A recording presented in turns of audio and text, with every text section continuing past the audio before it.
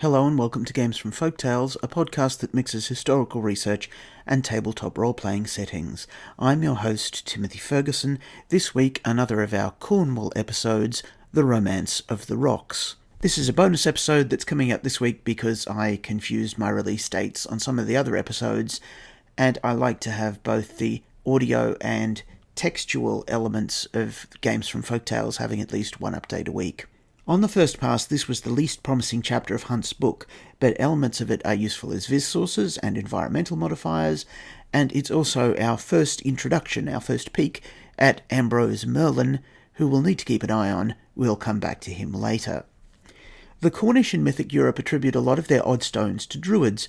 A modern archaeologist from our world might disagree, but there aren't many of them to tell the mythic peasantry that they're doing it wrong. There is some recognition that cromlechs were once tombs, but many stones are just sacred because that's their nature. Stones which are considered special are called ambers in Cornish, or main ambers. As far as I can tell, this bears no relationship to the semi-precious stone of the same name. People don't know who or why or how the stones became that way, just that some are immovable and others will move back if you shift them. Many stones are attributed to ancient giants or to the devil. These tend to be on the western side of Cornwall. Those on the eastern side are often attributed to King Arthur, who we'll come back to in a later chapter. For Hunt, it's a bit of a running gag that some antiquaries see druidic ceremonial bowls scooped out of every rock in Cornwall. That being said, water collected from such a bowl is a good way of expressing viz sources. The dew that collects in the cups carved into Arthur's seat at Tintagel, for example, has Rigo viz in it. Some Logan rocks must produce Creo, Intelligo, or Corpus viz. To me, the stones which move back to their ancient spots sound like disturbed earth elementals returning to their aura. Many stones, however, move back overnight, and they reappear first thing in the morning. That, to me, seems more like a fey or demonic timetable. Hunt also mentions a few stones which revolve 3 times at cockcrow. There seems to be no reason for this, and none is sought. They'd similarly be a fairy or perhaps infernal haunt. Hunt notes it's odd that there are so many stones marked as the devil's oven, quoit, footstep, and so on, because there's a myth saying he never comes to Cornwall. A counter-myth is that there's a doorway to hell in the shale behind Polperro, and the lake there is shaped like a giant hoof print made by his satanic horse. Time for our first, and I think only, quote from Hunt this week. The devil never came into Cornwall because when he crossed the Tamar and made Torpoint for a brief space his resting place, he could not but observe that everything vegetable or animal was put by the Cornish people into a pie.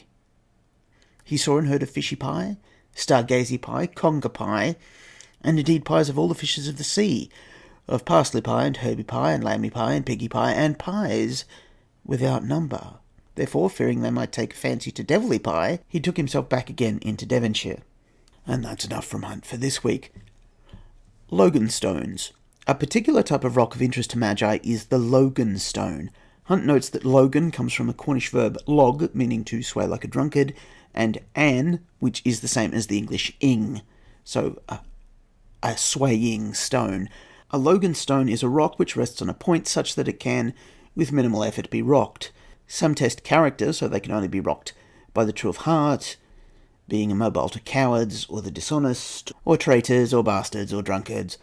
Many of the rocks are believed to cure children rocked on them at certain times of grave diseases.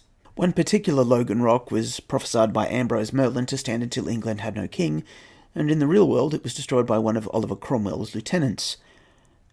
Ambrose Merlin is of interest to us as his prophecies were first recorded in book form, so far as we can tell, late in the 12th century, so he's surprisingly current to Ars Magica characters. In the real world, a Latin version of the prophecies of Merlin has Cornish notations in the margins, and this is the earliest known writing in Cornish.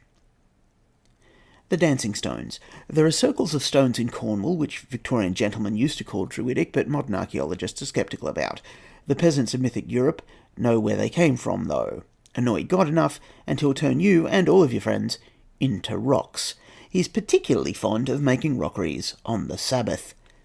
The dancing stones are near Burien and are believed to be girls from a neighbouring village who were lured into dancing by 2 demons. Their revel continued into the Sabbath, so God decided he needed a new tourist attraction and made them into stones. The 2 demons, likewise, were turned into stones. That shouldn't stop a demon for long, but it does mean the stones may have an infernal aura, sordid viz, or may provide an arcane connection to the previous inhabitants.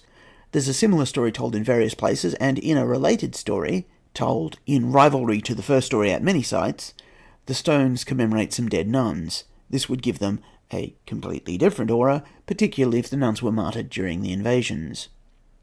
Near Cheese Ring, yes, there's a village called Cheese Ring, are 3 sets of circles called the hurlers. Hurling is a sport, a little bit like hockey, and playing it on the Sabbath is pretty common. Some suggest that fairies or demons now use the hurlers as goalposts in their own games, and they're always up for a match, if the stakes are right. Hunt then starts stretching his material. Some of it may yet be useful to Ars Magica players, so in brief, here it is. There's a stone 9 feet in height near Penzance on an ancient battlefield, under which is buried the son of a king, as tall as the stone.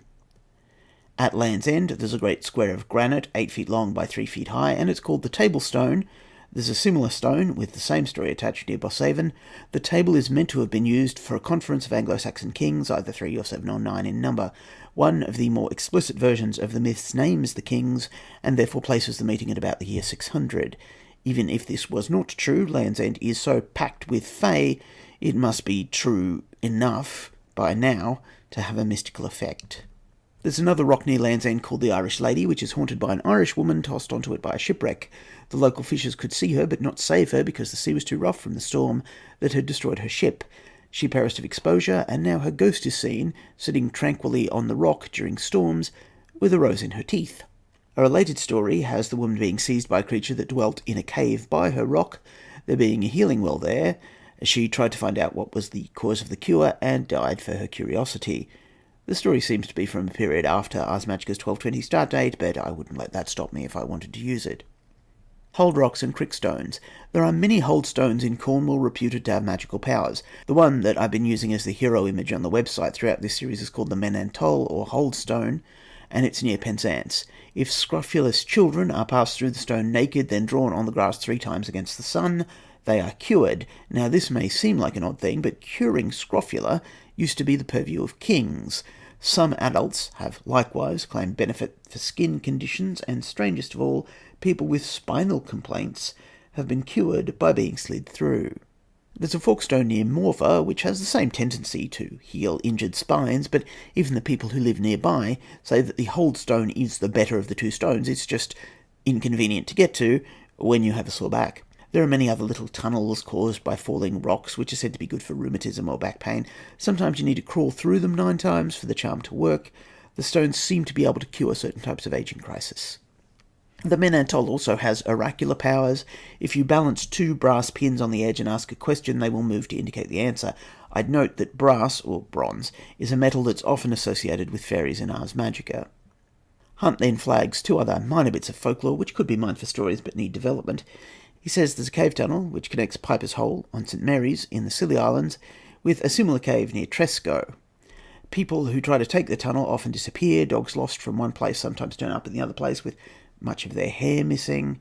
Locals seem to insist on having sex in the cave for reasons that Hunt doesn't seem to fathom and might be mystical in mythic Europe.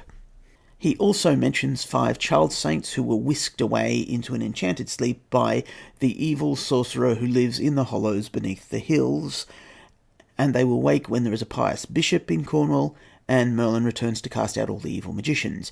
As prophecies go, that's one the Order should probably try and find out about. Possibly a good idea to staff the cathedral with venal men for a while, just as a safety measure, while they consider this. On the other hand, does that make them the evil magicians? Predestination paradox is a problem, even for mythic Europeans. My episodes are so confused that I can't, with any genuineness, promise what's coming next week. I think it's Cornwall Mermaids. I still need a sign-off line. We'll see you then.